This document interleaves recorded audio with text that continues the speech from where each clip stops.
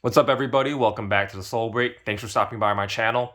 So, as you can probably tell, we have a sneaker that really requires no introduction, and these are the Air Jordan 1 highs in the Chicago colorway, also known as the Lost and Found. Now, we kind of have this pair, and we don't at the same time, in the sense that I struck out on all the raffles in my size, but I managed to somehow win the raffle for a GS size. And it sucks that, Nike.com blessed me with a pair. It's just not in my size. So, I mean, I can't really complain, but, it is what it is. But without further ado, let's dive right into the sneaker. So, as you probably know, Jordan Brand has, come up with this, little story behind this particular release, known as the Lost and Found story, where, it's just the concept that this old pair of Chicagos were found in the back room of a mom and pop shop. Obviously, there's no such store called Sandy Bros, but I think it's a neat concept that they made up, and they've done that little vintage treatment all around the shoe. So starting with the mid panel here, we can see that crackled leather, all done in that sort of like off-white or eggshell color. And on top of that, you've got a nice crisp black Nike swoosh, done in this nice and smooth leather here. And towards the front of the shoe, you see that nice overlay of the varsity red leather. That is very, very, it's probably one of the most important colors in the entire Jordan brand. And it's so nice to see that bright red here on the sneaker. And you see more of that varsity red leather on the toe cap area. And this is where there has been a lot of controversy. You can see the cracked off-white colored leather here once again. Obviously, the sort of cracked aesthetics have been applied, so to add to more of that sort of vintage feel and the overall backstory of this release. And you see the perforated holes all across the toe box. And here, interestingly, you see two laces, one done in the black OG laces, as well as the white ones, all these flat cotton laces, double laced onto the shoe. And I believe Chris from Wear Testers has said that, the original 85 pair actually came like this. And I think, it's a nice way for Jordan Brand to keep that sort of, originality alive. I think it's a nice callback to the original release of the Chicago model. And so that's why we have the double lacing done here. Obviously, you can choose either or. I personally prefer the black pair, which I do have on my 2015 pair just here. And we've got this sort of like almost this like cream colored nylon tongue here. And then here for the tongue tag, you see the nylon varsity red tongue tag with the Nike Air and swoosh logo embroidered across it. And on the inside, you've got the, there's nothing too special about the mesh sock liner, all done in black here. Nothing too crazy about that. And then you see obviously the two laces bundled together here. And then instead of having our, sort of that cardboard insert, we've got the paper instead. And for the tongue, we've got the white, or not tongue, the insole, the white insole with the Nike Air text printed in that varsity red color once again. Now on the back side, and I believe this is where, things get a little interesting. On the collar, we've got that black cracked leather with this vintage finishing, sort of, reminding us that this pair is supposed to represent a very like old pair that was sitting in the back room of a store. And so Jordan Brand has deliberately created this effect along the collar of the sneaker. And personally, I don't like the aesthetics, but then again, I think it goes along quite well with the story, so there's really nothing wrong with it. It's just that a lot of people have been a little bit disappointed because it's been, what is it, like 7 years that we've gotten to Chicago, and Jordan Brand just couldn't give us the real deal. but it is what it is. I think it's a cool little detail given the backstory of the sneaker.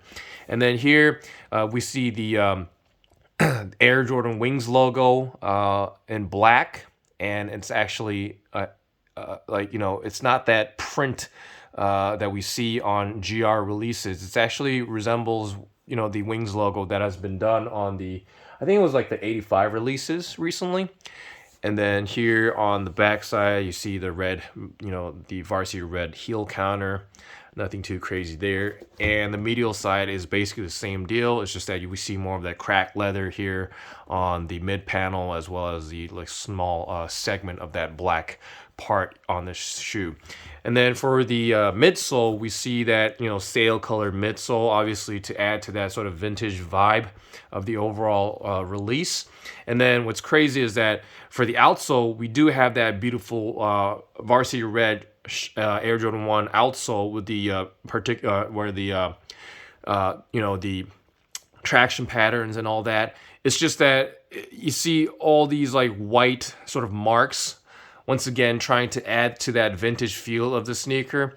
Obviously, if you wear these, you're not going to be able to see this, but still, I think it's a really cool way to sort of, you know, add more to the overall theme of the release. And I think Jordan Brand has done a really great job with it. And the other side of the shoe is basically the same deal. I've noticed that a lot of people have been, you know, complaining about their pairs having sort of that more cracked detail versus some people who have been lucky to actually get pairs with, you know, that are, you know, practically all black with like very little, you know, cracked details across it. So for those who are, you know, trying to wear these, you know, get that, you know, Chicago, I think they prefer the sort of like the uncracked leather. For me, I think, you know, this is really a collector's piece. You know, given that I already have the 2015 pair to wear on the to rock, I really don't mind the cracked leather because, once again, I think the most important thing about this release is the backstory, even though it's just a made-up fake one. But, you know, it is what it is. And I did want to do a short comparison with the 2015 pair. Obviously, now that I put them side to side, you can see the sort of the difference in shade of the mid panels, as well as the midsole and the toe box. Obviously, you know, the 2015 pair is far better in terms of looks and just wearability and whatever. Take a look at this and then, you know, switch over to this. I mean, this looks like, you know, in my opinion, it looks pretty shoddy, but it is what it is. It goes along quite well with the overall story. But I think the red colors match up pretty much 1-to-1. It seems as though the 2015 pair has a bit of a lighter shade to it. But, you know, again, this is supposed to look a little bit more aged, so I'm guessing it has a bit of a more like matte finish or a dark look as far as the Varsity Red color goes. But again, hands down, I think the 2015 pair is far better than this release. I also wanted to talk about the packaging of this pair. As you probably have seen in a lot of, you know, photos and different reviews, this is supposed to, you know, represent like a sort of like a beat up box, a Jordan box with a lid that doesn't even match the thing. So we have like a sort of like a bright orange or faded red sort of, you know, lid with the Nike branding across it. Obviously, you can see these fake sort of marks to add to that vintage feeling. You can see that sort of white markings all across the box here.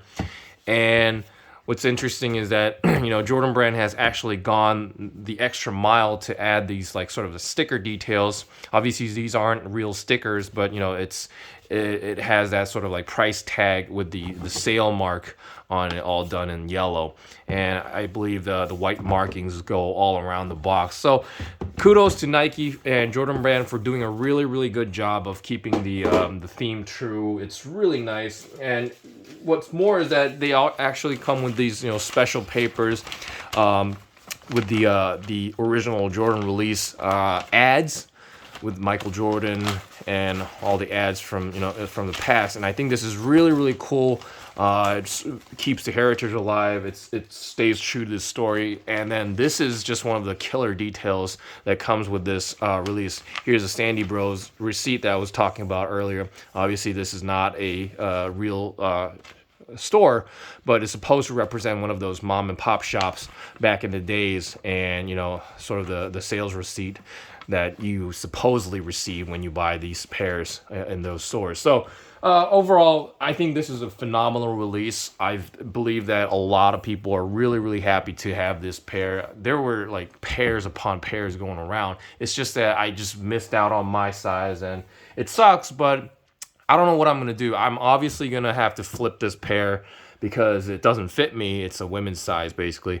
But once I do that, I'm going to be able to have some extra cash to perhaps go for my size.